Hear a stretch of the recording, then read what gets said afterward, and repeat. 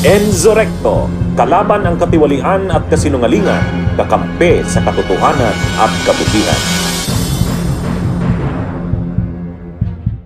Mga bossing, welcome sa Senate Blue Ribbon hearing, pero huwag kayong malito. Ang topic dapat dito ay flood control projects ng mga corrupt. Pero tila lahat ay nasentro sa isang tao na parabang nasa saniban ng iba't ibang katauhan. Ang nangyari, flood of excuses, flood of contradictions, at flood ng mga pamilyang may biglang bilyon.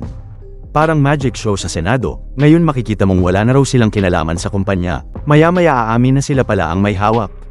Aba, kung ganito ang klaseng magic, mas nakakatakot pa kaysa sa baha. Kaya't halika, himayin natin ang circus na ito, at alamin kung sino ba talaga ang tunay na may hawak ng remote sa mga kumpanyang ito. Mga bossing, ang Senate Blue Ribbon hearing nitong September 1, 2025 ay parang variety show, pero imbes na tawa, galit ang hatid. Ang pinag-uusapan, flood control projects na nawawala. Pero sa gitna ng hearing, parang mas malaking baha ng inconsistencies at palusot ang bumaha. Makikita mo agad na hindi diretsahan sumagot ang ilang research persons, lalo na si Madam Sara. Isang minuto parang malinis at hiwalay na siya sa mga kumpanya, tapos sa susunod, aaminin na connected pa rin. Ang hirap sundan kung saan ba talaga siya nakatayo, parang dance step na kaliwat kanan ang galaw. Ano ang purpose na napakaraming kumpanya? What is that? Ay, sir po, yung ibang companies po, we've divested from those companies, so I am directly lang with Alpha and Omega. Mas lalo pang naging magulo ang eksena nung si Jinggoy na ang nagtanong. Una, may kumpirmasyon, tapos may dagdag na pag-amin, tapos biglang twist na iba pala. Para kang nanonood ng teleserye na paulit-ulit ang amnesia plotline. It is common knowledge that you own 9 companies.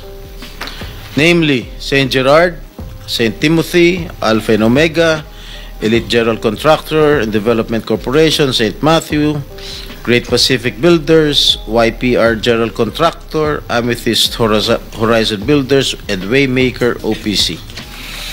Am I correct? Yes po.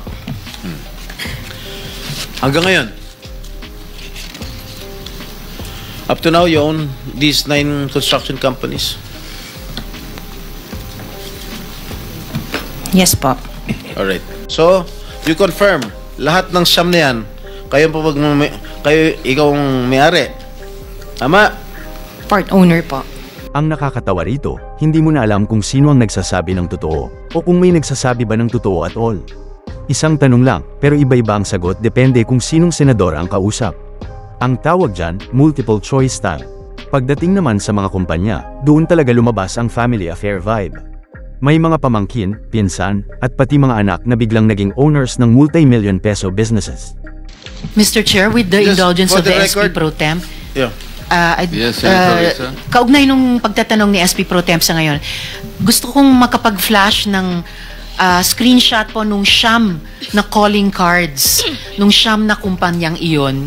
Calling card po ni Mr. Curly Discaya, na asawa po ni Ms. Discaya. So, mag-asawa po, dapat alam po nila in greater detail itong mga kumpanyang ito. Ito po, Mr. Chair, SP Pro Temp. Siyam na calling cards nung siyam na kumpanya, lahat sa pangalan ni Pacifico o Curly Discaya.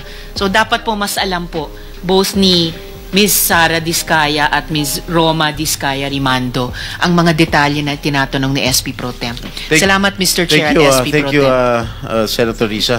Okay, for the record, yung may-ari ng St. Gerard Construction, nandun yung pangalan ng asawa mo, Pacifico Discaya. Okay? Doon sa St. Timothy, sino may-ari ng St. Timothy? Ikaw si Rimando, no? Kamag-anak mo si Discaya, correct? Sabi mo, pamangkin mo. Tama? And who is this Maritoni Miligrito, the owner of Elite General Contractor? Who is this? Answer. Pinsan ko po, Mr. Chair. From the left pocket to the right pocket. St. Matthew. Nandito yung asawa mo, Pacifico Discaya. Great Pacific. Oh, ikaw, nandyan ang pangalan mo, oh. Si Sara Rowena Discaya. Kaya hindi mo mapapagkaila, eh. YPR General Contractor. Nandito rin ang pangalan mo. Miss Sarah, alam mo, huwag ka magsisinungaling, ha? Amethyst Horizon. Sino si Amethyst Horizon? Sino si John Brian Eugenio? Who is he? Sagutin mo, Miss Rimando. I didn't know, Mr. Chair. Madam Sarah. He's one of our employees. Oh, dami. Waymaker. Sino si Gerald William Discaya? He's my eldest son. Okay. Aba, kung ganyan kadali, lahat na lang sana tayo may construction firm. Halimbawa, yung pamangkin na dating HR manager lang, ang sweldo nasa 30,000 hanggang 40,000. Pero ngayon, biglang majority owner na ng company na halos bilyon ang capital. Bossing, kahit mag-ipon ka ng buong sweldo ng 10 taon, di mo mabot yon. Kaya obvious na may ibang nagbubuhos ng pera sa likod. Mr. Mando, bago ka naging CEO ng St. Timothy, ano naging trabaho mo? Nagtrabaho din po ako sa St. Gerard, Mr. Chair. Ano trabaho mo sa St. Gerard? HR manager po, Mr. Chair. HR? Ano ibig sabihin ng HR for the education of the public? Human resource po. Tapos naging CEO ka ng St. Timothy. Yes po. Sino pinakikinggan mong boss? Sino pinakikinggan mong boss? Pinakikinggan ko pong boss. Ikaw ba ang boss ng St. Timothy o meron kang pinakikinggan na iba? Di ba si Madam Sarah? Ay, hindi po. Regarding po sa St. Timothy, ako po. Isa pang pattern, halos lahat ng listed owners, either empleyado nila dati o close relatives.